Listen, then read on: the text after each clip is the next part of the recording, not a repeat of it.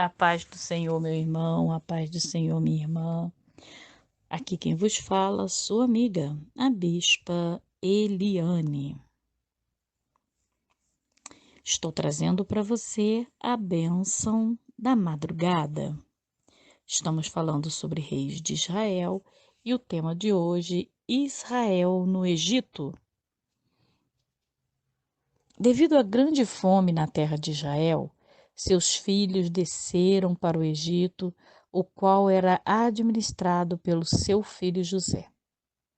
No Egito, os filhos de Israel foram sobremaneira fecundos, aumentaram muito, se multiplicaram e de forma extraordinária se fortaleceram. Mas surgiu um novo faraó no Egito, que não conhecia José e, sentindo-se ameaçado pelo fortalecimento dos hebreus, lhe impôs a escravidão. Apertado pela condição escrava, os filhos de Israel apelaram para o Deus de seus pais Abraão, Isaque e Jacó. Seu clamor subiu aos céus e o Senhor escolheu um homem para libertar seu povo. Moisés, educado segundo os costumes egípcios, recusou ser chamado filho da filha de Faraó. Matou um egípcio ao defender um de seu povo. Por conta disso, teve de fugir para o deserto. Lá, esteve escondido durante 40 anos. De lá, Deus o chamou para libertar seu povo da escravidão egípcia. E, tendo voltado ao Egito, com autoridade divina, libertou os filhos de Israel, trazendo para a terra prometida. No Monte Sinai, o Senhor fez aliança com os filhos de Israel, tornando-os em nação de Israel. O que caracteriza uma nação é a constituição de suas leis. No Sinai, os filhos de Israel receberam não apenas as leis sociais, mas, sobretudo, as leis espirituais. Estas para relacionar-se com Deus e, consequentemente, com freio para o relacionamento social entre eles. Israel não tinha figura do rei. Era o próprio Deus quem reinava sobre ele. Era o próprio Deus quem reinava sobre aquele povo, a partir dos profetas de juízes.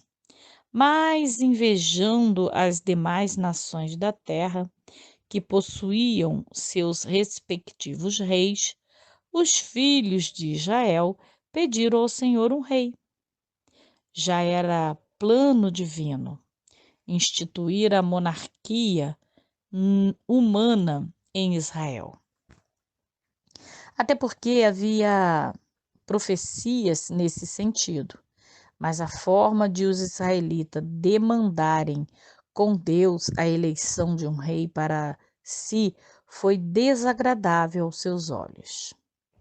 Eles apresentaram dois motivos para a monarquia humana imediata. Primeiro, eles queriam seguir a moda atual da época. Queria ter um rei da mesma forma como as demais nações tinham. Segundo, queria um rei que os liderasse nas suas guerras. Tais motivos claramente demonstravam a rejeição divina. O que, aliás, é a mesma situação nos dias atuais. O ser humano tem rejeitado o reinado divino em função do reinado de si mesmo. Daí as convulsões sociais em todo o mundo. Somente quando o ser humano elege Jesus Cristo como Senhor de sua vida e se submete à orientação da sua palavra, é que passa a viver no reino de Deus. A monarquia divina continua sendo a única forma de governo para a salvação eterna das pessoas. Foi assim no passado e tem sido assim ao longo da história da fé cristã. A nação de Israel foi estabelecida e conduzida pelo próprio Deus. Enquanto seguia a instrução divina, Israel conquistou e se estabeleceu como nação. Prósperas e invencível. Porém, quando rejeitou o reinado do Altíssimo, sofreu derrotas consecutivas diante dos seus inimigos. Na história de cada rei, seja em Israel ou Judá, temos a radiografia de seus respectivos povos. Quando o líder dava ouvido à voz de Deus, toda a nação prosperava em todos os aspectos. Do contrário, o povo sofria as consequências até o ponto de ser levado cativo para outras terras. Mas Israel acabou perdendo a sua hegemonia quando se dividiu em duas nações, Israel e Judá. Mais adiante, veremos o trágico fim desses povos. Quando o Senhor Jesus nasceu em Belém, de Judá, seu povo estava dominado pelo Império Romano. Por isso, seu discurso sobre a vinda do reino de Deus era bem recebido pelo povo simples, mas incomodava os religiosos que se viam perdendo adeptos. Aquele mesmo espírito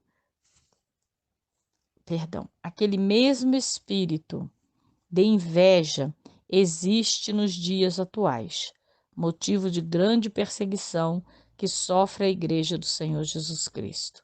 Mas é a partir da pregação do Evangelho que o reino de Deus vai sendo implantado nos corações. No entanto, ele só é estabelecido no interior dos nascidos do Espírito Santo. Ao se entregar pela fé ao Senhor Jesus e passar a obedecer a sua palavra, a pessoa vai se ajustando aos princípios do reino de Deus. E o novo nascimento surge em seguida pela ação do Espírito Santo. Obviamente, da mesma forma como o Senhor conduziu os filhos de Israel em triunfo pelo deserto através de seus servos, ele pessoalmente conduz a cada um através de seu Santo Espírito. A forma de governo instituída sobre o povo de Israel no passado tem sido a mesma ao longo da história da fé cristã. Monarquia divina. No próximo áudio, na próxima bênção da madrugada, profeta, juízes e sacerdotes. Até lá, Deus te abençoe e a paz do Senhor.